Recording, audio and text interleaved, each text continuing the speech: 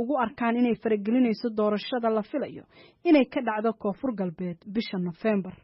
waxaan faragelinta aan ka hadlo waxay ahayd maalin dhaweyd waa tii musharaxiin qaar ay ka tageen magaalada Muqdisho oo heel dawladda ka haayo iyo qaar kale iska casilay oo dawladda ay garab siineysay baaburo burufiya waxaa loo qaaday magaalada Baydhabo iyo lacag kale tiro badan marka waxaan ka cabanay waxay ahayd in doorashada dawladda federaalka ee campaign ay aan la gabanayn ee musharaxiinta qaar u sameeynayay annagana waxaan ka soo horjeednaa in dawladda federaalka ay intaas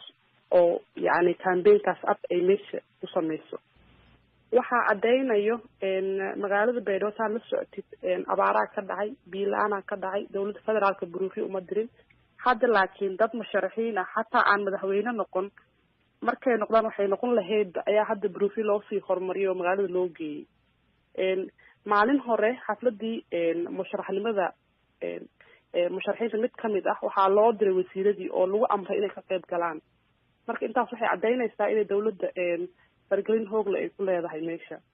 hanaanka uu u socdo ololaha doorashada madaxtinimada Koonfur Galbeed waxaa sidoo kale walaac ka muujiyay qaar kamid ah aqoon-yahanada maamulka Koonfur Galbeed oo sheegay in faragelintu ay ka imanayso dhowr dhinac waa kan Axmed Nuur Arlaadi kuna dhaliirsan madaxweynaha hadda xilka haya inuusan maamulka gaarsiin meeshii laga filayay oo ka warrama faragelinta waa faragelinta doorashada way jirtaa faragelin xoogna ayaa waliba jirta oo dhinacyo badan ah